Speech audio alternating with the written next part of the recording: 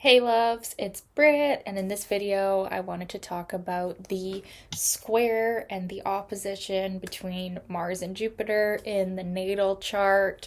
So, even though the traditional astrological texts warn these aspects are very detrimental, I feel like there's a lot of positive energy to these aspects. So, I want to make sure that I interpret this in a correct light that is like balanced, which you guys can sometimes tend to be imbalanced. So I want to really, describe the positives and also the warnings of these aspects because these aspects should definitely come with a warning label.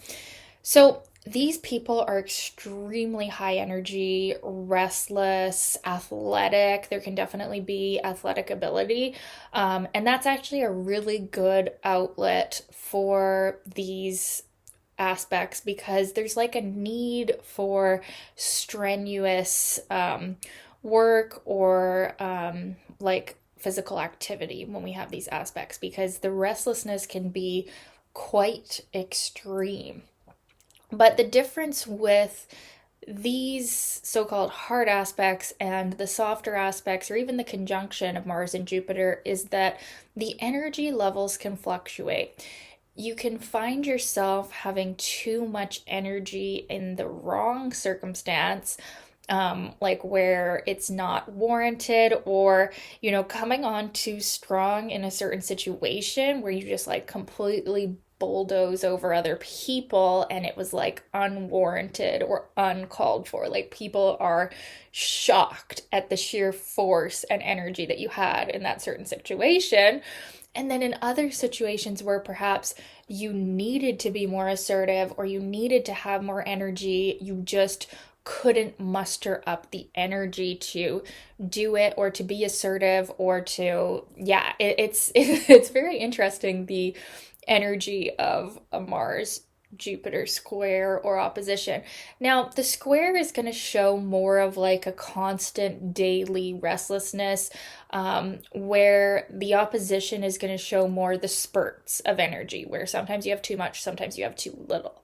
Okay, but even the square, you can overdo things or overwork yourself to a certain point where there is no energy left, or perhaps like overindulgence. This is something you really want to keep in check too, is like overeating, over drinking, gambling, all these things. You want to really practice moderation, which is going to be something that's really hard to do.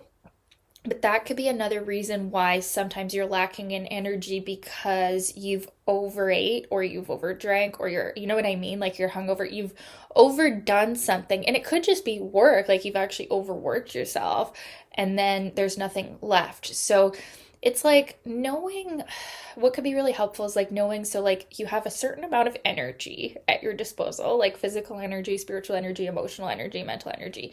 And like knowing that there's just like a certain amount there and having to like, okay, I'm just gonna use a little bit here, a little bit there, without needing to like use all of it in every single thing you're doing, like recognizing that there's like energy stores. And like if you could imagine, it's like, I don't know, you're just holding this certain amount of energy and it's like, okay, I'm going to use 10% here, I'm going to use 10% here, I'm going to use 10% here, rather than trying to use 100% in every single activity of your life, right? Because you're not going to be able to do that. Nobody can, what's the saying, burn the candle at both ends, right?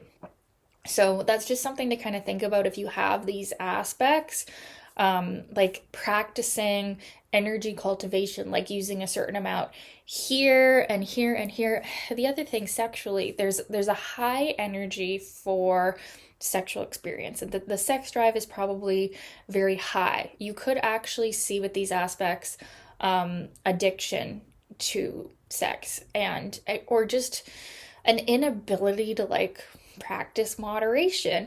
So that can be another thing too, that it's like where the energy is being expended too much, like and so practicing moderation in that, maybe having to work through certain addictions around that, like cultivating moderation and a healthy lifestyle is so crucial here because that's where the body can actually get sick or diseased, is like when we're overdoing every single thing. And yeah, there can be health problems with these aspects. But Jupiter health problems are usually due to excess, right?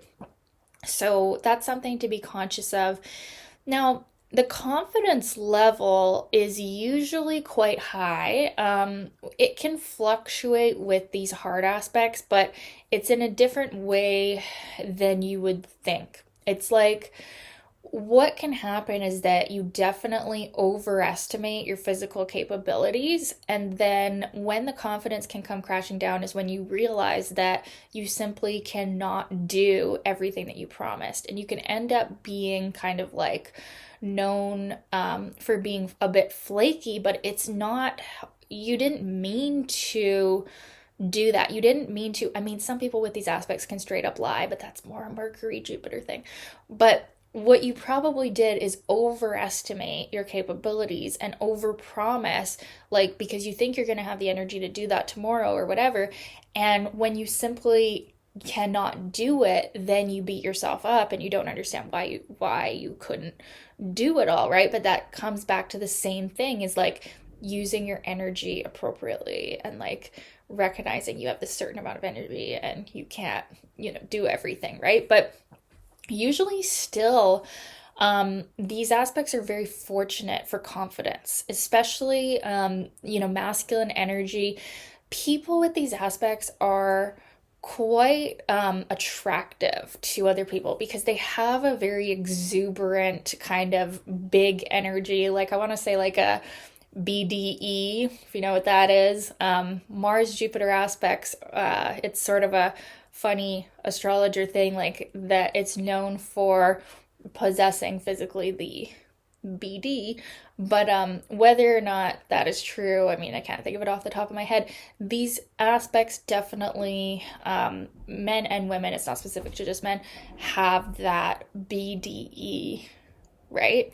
And they really have that like uncontainable energy that just, I mean, when you're around them, you just get uplifted. You can't help but be uplifted. And so there's definitely a lot of charisma, even in the hard aspects, sometimes more so with the hard aspects, because the energy is so pushing outward, and it's touching other people in a very personal way. Now, you wouldn't really want these people to be like the ones responsible for emotionally making you feel safe or nurtured. This is more like the person who's going to make you feel uplifted, make you feel, like the motivational speaker. You're not sitting there wanting the motivational speaker to like emotionally heal you. You're there because you want to be uplifted in kind of a different way, and that's what these people are for. Would be an excellent aspect for like a personal trainer, like I said, a motivational speaker, salespeople. There's certain things that definitely they will do better with, or anything sports related, like a coach or an athlete, or even, I mean, the techs warn against gambling, which can be true. You definitely need to be careful to not overdo anything. But there can definitely be an interest in risk taking, or, fighting, even like boxing, or that type of thing. Even I'm thinking like race car driving or something like that. Now, you do want to be careful with the energy of the square or the opposition. Sometimes you are going to come off wrong or end up in dangerous situations. The square and the opposition, you can put people off more than the easy aspects. Sometimes you will appear to be arrogant. Like one of my books says, and it was so funny, it said something like, these people are the definition of arrogant. And I actually like laughed out loud. I was like, wow, that's a funny way to say it. And it might have been said differently, but it was just like, yeah, okay. So, that's something to look out for. And while that can be a gift in today's world where people are so self-deprecating, you definitely can rub people the wrong way with overconfidence, or just, sometimes there is an inability to like have a down to earth perspective about what other people are thinking. This can be a selfish aspect. It's Mars and Jupiter together in this tension. This is a big energy. This is not a super, like I said, considerate of other people's feelings. These are things you have to develop. It's not something that's necessarily going to come naturally because you are naturally extroverted. You're more of an action oriented person. You're not the more nurturing type when you have these aspects, but that's something that can be developed, right? So, yeah, I mean, overall, you definitely have a big energy. Like I said, BDE, big personality, charisma, sexiness. Um, there's something about you that you honestly, like, you cannot enter a room without people feeling you and feeling your big energy. Men with these aspects can be pretty overconfident in their abilities to attract who they desire and what they desire, and they can be quite blunt and forward about that, sometimes to the point of being very annoying or pushy, but then at the same time, it never holds them back. They just move on to the next person. Women with these aspects can be attracted to men who are even kind of like, sometimes there can be a religious energy, or like athletes, or Jupiterian types, and sometimes there can be a bit of a conflict. Maybe they're liars or overpromisers or stuff like that. We can definitely see with these aspects, although the people with these aspects in their natal chart can sometimes be accused of these very things as well. So it definitely, there's a big need for moderation. And like I said at the beginning, like that advice about like how much energy you expel in your daily life, this is crucial. And you can actually end up being like an expert of energy. Like I'm thinking of like Tai Chi, or like what's that other, like Taoism, where you end up studying like the energy field and how to, even breath work, or like things to do with like moderation of energy and breathing, and like cultivation of the energy field. These can end up being an interest. This can end up being a gift for these certain things. Like yoga too, because it's like where you have to like forcibly manage your energy or your breath or your sexual energy or something like that. Like this can end up being something you're gifted with, because it's actually something that like you kind of need with these aspects.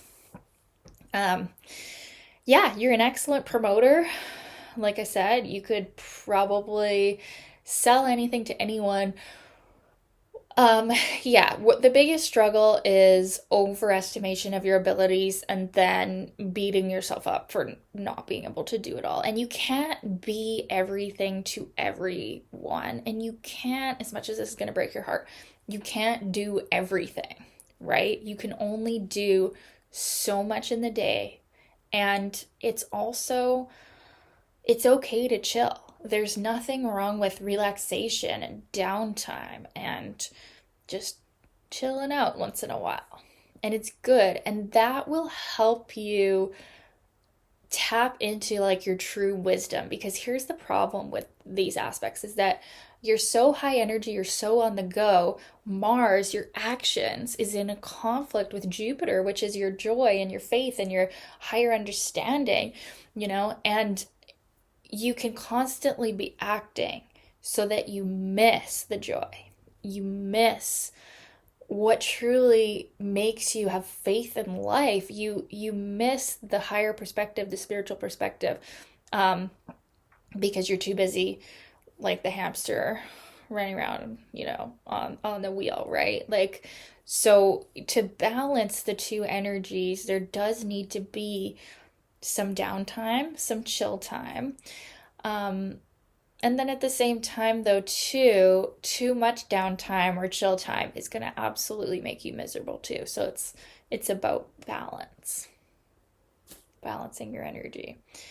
And yeah, I do think people with these aspects, though, you, as much as sometimes you do put people off by your overabundant energy and overconfidence, it's almost a waste to like not work with people in some way, because like your energy is very captivating, and like I said, like you can't walk into a room and not attract attention. Like you'll always notice when people have these aspects. They're very exuberant. They're very, yeah, they just exude bigness, right? So anyways, I'd love to know your thoughts on these aspects if you have either of them. And they do function very similarly. The slight difference, like I said, is like Mars square Jupiter is more constant restlessness, and then Mars opposite Jupiter is a more, uh, back and forth between extremely high energy, probably more energy than the square people, but then also a lot of non energy as well, and imbalance. And there can be more relationship difficulties and more misinterpretation of other people's intentions with the opposition. So, yeah, I'd love to know your thoughts on these aspects, what it's been like for you if you have them. I'd love to know. I love you guys. Thank you for watching, and we'll talk soon.